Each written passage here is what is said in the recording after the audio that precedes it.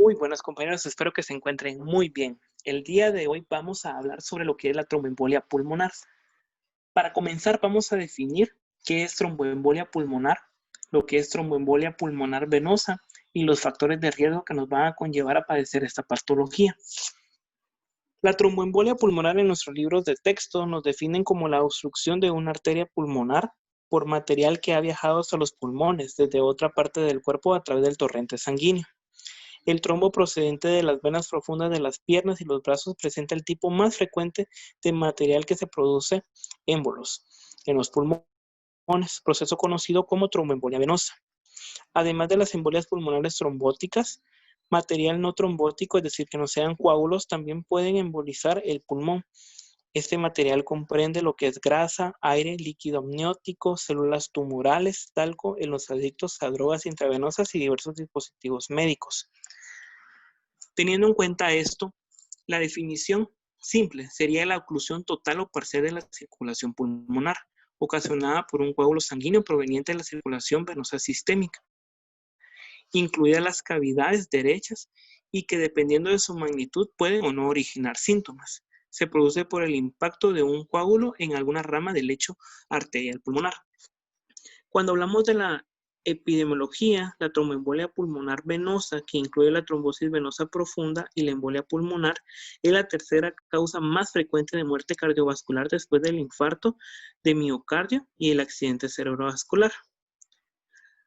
Aunque los hombres y las mujeres están afectados por igual, la incidencia es mayor en blancos y afroamericanos que en personas hispanas y de origen asiático o de las islas del Pacífico.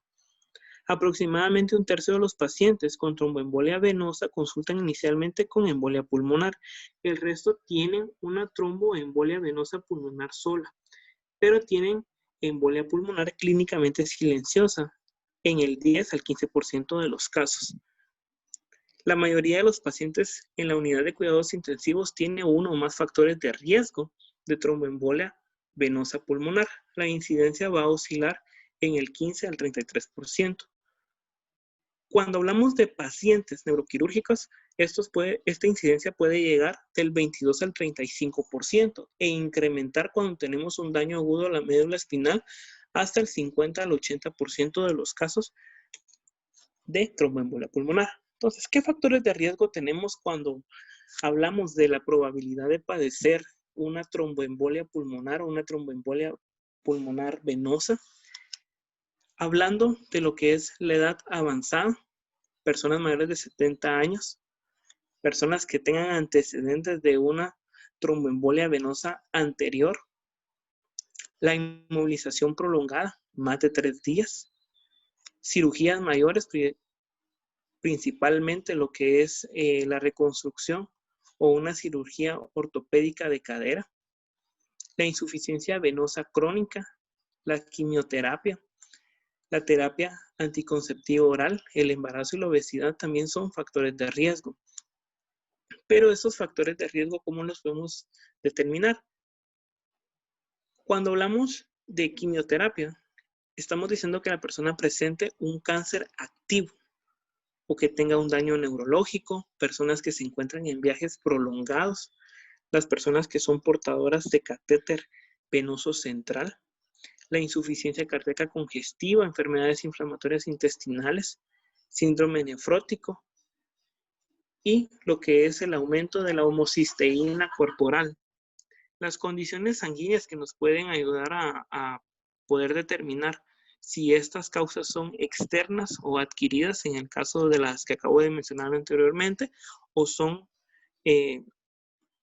propias de la persona o del paciente, pues podemos hablar de trombofilias adquiridas, principalmente genéticas, la mutación del factor 5 de Leiden o del gen de la protrombina. También las deficiencias de la proteína S, C o la atintrombina. El síndrome de antifosfolípidos también nos puede causar tromboembolia pulmonar, la policitemia vera y la trombosis esencial o la hemoglobinuria paroxística nocturna también puede ser condiciones sanguíneas que nos puedan llevar a padecer una tromboembolia pulmonar.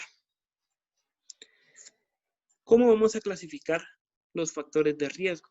Principalmente los vamos a clasificar en riesgos mayores y en factores de riesgo menores. Los factores de riesgo mayores, pues tenemos las cirugías, las obstetricias, problemas en lo que es la circulación, las neoplasias, la inmovilización, entre otros. Y los factores de riesgo menores, pues los cardiovasculares, el tratamiento con estrógenos como anticonceptivos, y otros pues como el accidente cerebrovascular, la enfermedad pulmonar obstructiva crónica, lo que son los viajes largos en sedentación, entre mencionar algunos. Para profundizar en lo que acabamos de ver, vamos a enfocarnos en la etiología y la fisiopatología de la tromboembolia pulmonar. Los factores desencadenantes, como cirugía y gestación o tratamiento estrogénico, producen la activación de las células endoteliales, estasis e hipercoagulabilidad, que van a formar los componentes de la triada de Virchow. En al menos el 90% de los pacientes, la embolia pulmonar se origina en una tromboembolia pulmonar de las extremidades inferiores, y hasta el 70% de los pacientes con embolia pulmonar confirmada siguen teniendo una tromboembolia venosa demostrable cuando se consulta. Los trombos habitualmente comienzan en las venas de la pantorrilla. Aproximadamente el 20% de los trombos de las venas de la pantorrilla se extienden después hasta las venas popitlias y las venas más proximales de la extremidad inferior, desde las cuales tiene mayor probabilidad de embolizar. Aunque muchas veces es sintomática, se puede detectar la embolia pulmonar aproximadamente en el 50% de los casos con tromboembolia venosa proximal. Cuando hablamos de las extremidades superiores que afectan las venas axilares o subclaves, también se provoca una embolia pulmonar, pero solo en el 10 al 15% de estos pacientes pues, van a llegar a tener una embolia pulmonar como tal. La tromboembolia venosa pulmonar de las extremidades superiores se producen habitualmente en pacientes con cáncer, particularmente los que tienen catéteres venosos centrales residentes, y en la extremidad superior que habitualmente afecta al brazo dominante con un ejercicio muy intenso, el denominado síndrome de Paget-Schoeter. Entonces, esta estasis va a formar parte de lo que es la tromboembolia pulmonar. Una estasis que sea mayor a 72 horas o que sea recurrente, la formación de fibrina, de igual manera los leucocitos que van a migrar a través del endotelio y que van a promover la agregación plaquetaria, la formación local del activador del plasminógeno tisular, que en este caso va a inhibir la proteína C activa. Van a ser factores muy importantes cuando hablamos de la triada de Virchow. En relación a esto, pues tenemos lo que es la hemostasia y el tratamiento antitrombótico o lo que es en sí los antitrombóticos liberados en el cuerpo, los cuales pues nos van a ayudar a poder determinar qué es el procedimiento que tenemos que tener con el paciente.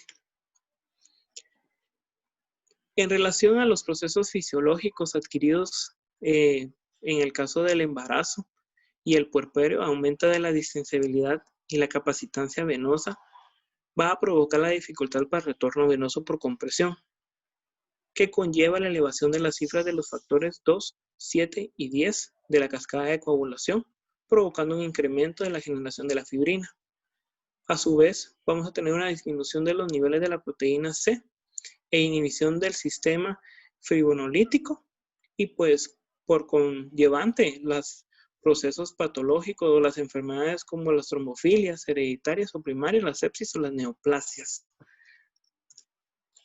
La fisiopatología, la tromboembolia pulmonar condiciona una obstrucción vascular que puede ser parcial o total. La zona con adecuada ventilación y mal perfundida, la obstrucción de la vía aérea pequeña y los conductos alveolares, y la hipoxemia arterial, que va a ser la más importante de estas.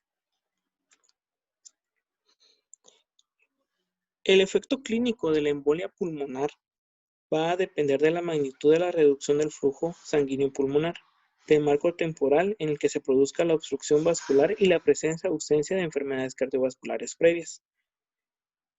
En la embolia pulmonar aguda, la mayoría de los pacientes tienen taquipnea y cierto grado de hipoxemia. Es probable que la estimulación de los receptores de irritación pulmonar expliquen el aumento de la frecuencia respiratoria.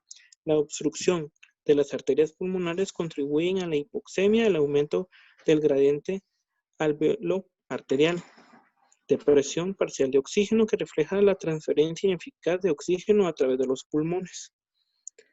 La génesis y la gravedad de la hipoxemia pues va a tener un origen multifactorial. Varios mecanismos van a explicar la presencia, como ya los he explicado antes, los defectos de la ventilación a nivel de la perfusión, en las relaciones entre lo que es la cantidad de oxígeno que entra a nivel de los alveolos, la incrementada zonas poco perfundidas y la disminución de algunas zonas sobreperfundidas en áreas que vamos a encontrar atelectasias. Los cortocircuitos pulmonares o cardíacos debidos a la apertura de la anastomosis arteriovenosa pulmonares preexistentes o a un foramen oval permeable. La reducción en la saturación venosa mixta del oxígeno secundaria a la disminución del gasto cardíaco y lo que es la alteración de la difusión. La fisiopatología como tal, la tromboembolia pulmonar compromete el transporte eficiente de oxígeno y el dióxido de carbono a nivel pulmonar, de la presión arterial parcial de oxígeno y el gradiente del alveolo arterial del oxígeno, pues vamos a encontrar un aumento del espacio muerto y la ventilación y la perfusión va a estar relacionado con el flujo sanguíneo en las arterias pulmonares obstruidas. La ventilación y perfusión se van a correlacionar con el índice de ventilación en el intercambio gaseoso y el flujo sanguíneo en los capilares pulmonares, que va a ser igual a 1. Y cuando la ventilación alveolar a los capilares pulmonares está reducida en relación al flujo sanguíneo. Esto va a provocar a que tengamos un índice de ventilación de perfusión que va a caer a -1. En los pacientes con tromboembolia pulmonar, el espacio muerto que se va a incrementar pues va a ayudar a que las unidades pulmonares continúen ventiladas a pesar de la perfusión esté ausente. El incremento del espacio muerto pues compromete la eliminación eficiente de dióxido de carbono. Sin embargo, los quimiorreceptores sensibles a cualquier incremento de la presión de dióxido de carbono van a incrementar la ventilación por minuto. Por ello disminuye la presión arterial de dióxido de carbono a lo normal o cercano a ello. La mayoría de los pacientes con tromboembolia pulmonar se presenta con una presión parcial de dióxido de carbono menor a la normal. Al final, pues esto va a provocar una alcalosis respiratoria debido al incremento en la ventilación por minuto. El émbolo como tal, pues se va a producir de la siguiente manera. Tenemos el lecho vascular, que esto vamos a tener una reducción del lecho vascular provocando un aumento de la resistencia vascular y una disminución de la perfusión. Si encontramos en este caso un descenso de la perfusión, vamos a tener un aumento de lo que es el espacio muerto y un descenso del surfactante, que conlleva a atelectasias y alteración de la perfusión. Si tenemos en cuenta que tenemos un aumento en la resistencia vascular a nivel del lecho vascular en arteria pulmonar, esto va a provocar una hipertensión pulmonar. Esto va a provocar un shunt intra o extrapulmonar, que sería un cortocircuito. Si se lleva al aumento de la resistencia vascular y una hipertensión pulmonar, va a formar un cuerpo pulmonale. En cambio, si tenemos el shunt unido a lo que es la alteración de la relación ventilación-perfusión, vamos a tener una hipoxemia. Y pues conllevante a la liberación de aminas, vamos a tener un broncoespasmo, vasoconstricción, que va a tener un aumento de la permeabilidad, un aumento de la presión hidrostática capilar y conllevante a esto, pues un edema intersticial. A través de los receptores vamos a tener la taquipnea y la hipocapnia. Entonces podemos observar parte de lo que va a provocar el émbolo como tal. Cuando vamos a hablar de la poscarga, en este caso, aumentada la dilatación del ventrículo derecho, vamos a tener insuficiencia venosa, la tensión aumentada del ventrículo derecho, la activación neurohormonal y todo el proceso que pues va a conllevar al final al shock cardiogénico y a la muerte. Estos van a ser factores clave que constituyen al colapso hemodinámico, el embolia pulmonar aguda. Pues teniendo en cuenta que esto va a repercutir en la vida de nuestro paciente, es muy importante que lo conozcamos. La fisiopatología, en este caso la descomposición hemodinámica, va a ocurrir de la siguiente manera. La obstrucción del flujo sanguíneo, que va a llevar a la liberación de factores humorales, como es la serotonina de las plaquetas, la trombina y el plasma, factores de mediación de la inflamación como la histamina en los tejidos, que van a ayudar a conformar el proceso de inflamación. ¿Cuál va a ser el cuadro clínico de nuestros pacientes o las manifestaciones clínicas como tales? Pues en primer lugar, los pacientes con embolia pulmonar consultan la mayoría de veces con disnea, que puede haber tenido un inicio súbito y tiende a ser cada vez más intensa a lo largo del tiempo. La disnea se puede asociar a dolor torácico, pleurótico, tos, hemoptisis, sobre todo en pacientes con infarto pulmonar. Aunque los síntomas y los signos de la embolia pulmonar puede ser inespecífico, debe sospecharse ese diagnóstico en pacientes con factores de riesgo, una tromboembolia venosa. La inmovilidad prolongada de esa estasis mayor de 72 horas, las cirugías recientes o las neoplasias malignas activas también tienen que ser muy estudiadas cuando hablamos de las manifestaciones clínicas. Los pacientes con una tromboembolia pulmonar asociada pueden consultar con dolor en las piernas de inicio reciente o con tumefacción, sensibilidad a lo largo del trayecto de la vena profunda. Las venas superficiales de la pierna pueden estar dilatadas y la pierna afectada puede estar al tacto caliente y de un color rojo o azul oscuro. La mayoría de los pacientes pues van a tener taquipnea, van a tener taquicardia asociadas a la hipoxemia, aunque estos hallazgos también pueden producir un trastorno como insuficiencia cardíaca, neumonía y enfermedad pulmonar obstructiva crónica. Entonces es muy importante que logremos correlacionar todos los síntomas y signos que nuestro paciente tiene para poder descartar una tromboembolia pulmonar. La combinación de la hipotensión, la hipoxemia y el aumento del trabajo cardíaco puede causar angina o un infarto agudo al miocardio, pues que va a llevar manifiesto como consecuencia una insuficiencia cardíaca.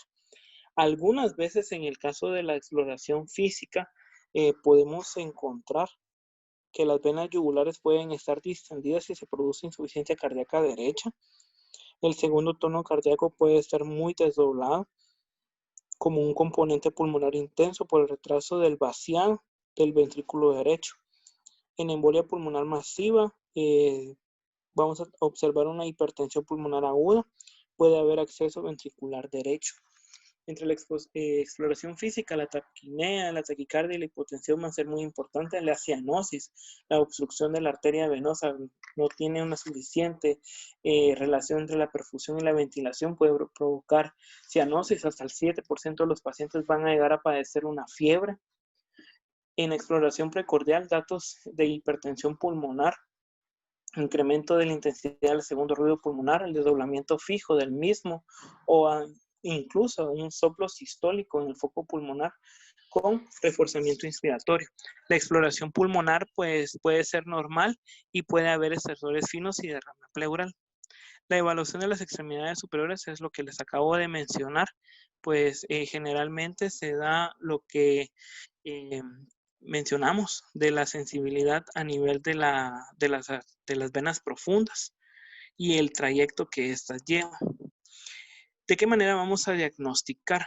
Pues primero, para hacer un diagnóstico específico tenemos que tener en cuenta que la mayoría de los pacientes tendrán una de las siguientes manifestaciones clínicas, muchas veces de inicio súbito, taquipnea con frecuencia de respiraciones mayores a 20 por minuto, molestias torácicas, habitualmente. De igual manera, pues vamos a encontrar lo que son trastornos pulmonares, que se pueden incluir en el diagnóstico diferencial. Estos pues pueden ser lo que es la neumonía, la agudización de las enfermedades pulmonares obstructivas crónicas, el asma, la pleuresia secundaria son la enfermedad del tejido conectivo, trastornos cardíacos, insuficiencia cardíaca, síndrome coronario agudo, pericarditis, trastornos osteomusculares. También lo que es parte del diagnóstico de los pacientes. Entonces, todo eso lo podemos llevar a través de lo que es una radiografía. Podemos observar lo que es la disnea frecuente en 97% de los pacientes. Ya lo he mencionado como la hemoptisis, el síncope, la taquipnea, que también es bastante frecuente, la taquicardia, la hipotensión de nuestro paciente. En los rayos X, pues habitualmente podemos ver el diafragma elevado, una pérdida del volumen pulmonar y las opacidades segmentarias, el derrame pleural o atelectasis de nuestro paciente. Siempre correlacionar con lo que son los criterios de Wells. Estos pueden ser modificados y se los dejo en pantalla para que ustedes los puedan observar, que va a ir en relación a los criterios de diagnóstico, a los criterios de síntomas, frecuencia cardíaca, inmovilización prolongada, la cirugía en las últimas 4 semanas, la tromboembolia pulmonar o procesos previos, la hemoptisis y el cáncer en tratamiento, pues esto va a provocar una puntuación. Si es mayor a 4, la probabilidad de una tromboembolia venosa es alta, y si es menor a 4, la probabilidad es baja. De igual manera, el puntaje de Geneva nos va a ayudar a poder clasificar si la probabilidad clínica va a ser baja, intermedia o alta, y esto pues se tiene que ir relacionado a lo que es el proceso de clasificación. Entonces, ¿cuáles serían las pruebas diagnósticas a realizar en un paciente con tromboembolia pulmonar? Principalmente la detección de dímero D, que podemos encontrar una concentración elevada del dímero D, que va a tener una sensibilidad del 85 al 98% de diagnóstico en embolias pulmonares, aunque todos los métodos de análisis del dímero D que se disponen tienen valores bajos de especificidad. De igual manera, podemos utilizar una radiografía del tórax y podemos observar lo que es la opacidad en la base pleural, la joroba de Hampton, elevación del hemidiafragma isolateral, la amputación de la arteria pulmonar, el signo de Pye, o el vértice hacia pulmonar, en este caso el signo de Westermarck. También nos puede orientar al momento de realizar lo que es el proceso como tal. Entonces, en pantalla podemos observar cada uno de los signos que podemos encontrar en los rayos X, y pues que esto va a ayudar a diferenciar si es un proceso claramente embólico pulmonar o de otro tipo de patología. Entre las pruebas complementarias tenemos el EKG, el electrocardiograma, que va a ayudar a poder determinar si podemos observar la cuestión de observar una inversión asimétrica de la onda T en las derivaciones precordiales y sobre todo en la fase subaguda. La obstrucción del lecho pulmonar también podemos observar en el electrocardiograma, y el signo de McGinn-Wright, que en este caso pues se presenta en alrededor del 15% de los pacientes con tromboembolia pulmonar. Lo que ya les mencionaba del dímero D, pues que es un alto valor predictivo, en este caso el 95%, y pues nos ayuda a diferenciar si es un proceso bastante orientado a lo que es una tromboembolia pulmonar. Luego tenemos otras pruebas que en este caso encontrarían la tomografía computarizada. En el cuestión de la tomografía computarizada, si nosotros realizamos un examen de dímero D y encontramos niveles altos, podemos realizar una tomografía computarizada. Entonces, compañeros, este ha sido el video del día de hoy. En un próximo video estaré compartiendo lo que es el tratamiento de la tromboembolia pulmonar. No olviden darle me gusta, suscribirse y pues estar al pendiente de los videos del canal. Ha sido un gusto y hasta la próxima.